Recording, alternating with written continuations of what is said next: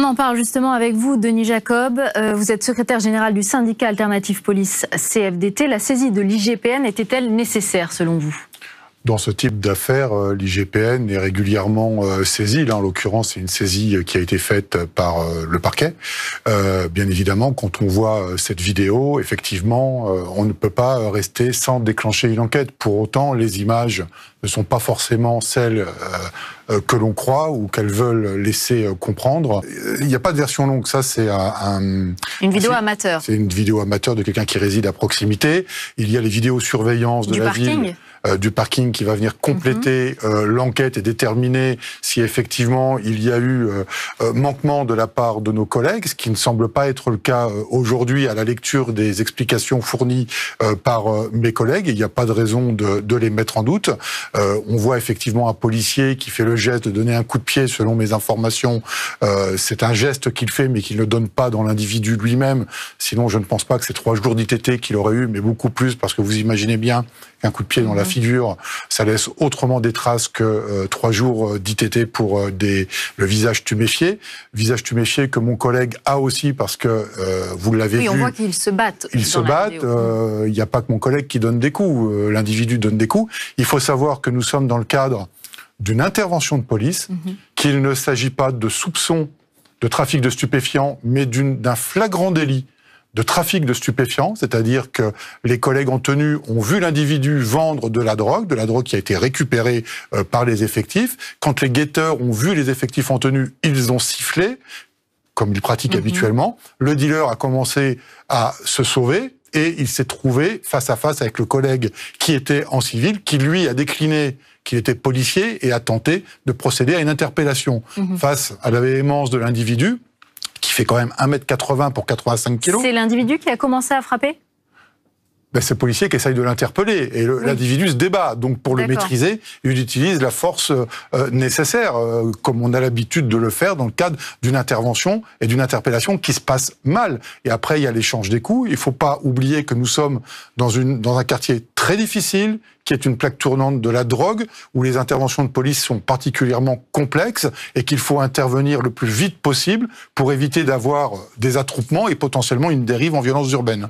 Cette affaire intervient dans un contexte qui n'est pas vraiment favorable à la police, puisqu'il y a plusieurs affaires de violence qui sont en cours d'investigation. On a l'impression qu'il y en a de plus en plus. C'est le cas où, avec les téléphones portables, on en a maintenant connaissance, finalement? Non, c'est pas qu'il y en a plus. Vous savez, la police nationale, c'est entre, si je me trompe pas, dans le dernier rapport qu'on avait pu avoir, c'est entre 4 et 5 millions d'interventions de police par an. Donc, ce qui est énorme.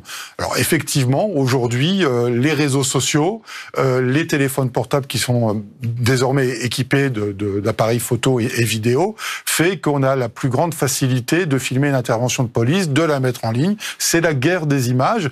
Et moi, ce que je dis depuis déjà un moment, c'est qu'on a cette guerre des images du côté d'une certaine population, contre une bonne foi verbale de mes collègues et qui n'ont pas d'autres moyens de preuve que leur bonne foi. Donc moi, j'appelle depuis déjà plusieurs mois à une accélération de la généralisation du déploiement des caméras piétons pour nos collègues, parce que c'est un outil de sécurité juridique et qu'il y a urgence à le faire pour démontrer que nos collègues font leur travail d'une part dans la plus grande difficulté, mais que leur travail est fait de manière très professionnelle. Et si, pour certaines, il y a des manquements, au code de déontologie notamment, eh bien, c'est le rôle de l'IGPN que d'enquêter sur réquisition ou sur initiative et d'établir s'il y a eu manquement ou pas. Et s'il y a eu manquement, des sanctions seront prises à la hauteur de la gravité de la faute. Oui, c'est déjà le cas aux États-Unis, où les policiers sont équipés de GoPro.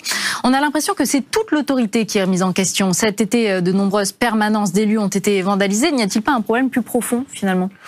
La police, elle sert surtout de bouc émissaire et de faire valoir pour les uns et pour les autres. La moindre intervention qui peut prêter à polémique est utilisée pour contester soit le pouvoir en place ou le pouvoir en place de justifier l'action de la police. Et nos collègues en ont plus qu'assez de servir comme ça de punching ball politique. Et c'est notamment pour cette raison qu'une intersyndicale est en train de s'organiser pour un grand mouvement national à la rentrée de septembre dans la police nationale.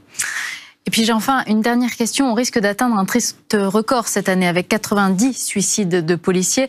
Les policiers semblent à fleur de peau dans ce contexte difficile. Est-ce qu'il n'est pas justement difficile de se laisser emporter par ces émotions? C'est ce qui s'est passé peut-être vendredi à Saint-Ouen.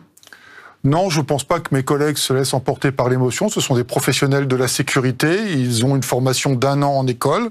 Alors c'est vrai qu'on n'est jamais préparé à la violence extrême que l'on peut connaître aujourd'hui sur le terrain, mais c'est en tous les cas, ce n'est pas faute de sang-froid, il n'aurait pas de maîtrise, c'est pas ça du tout.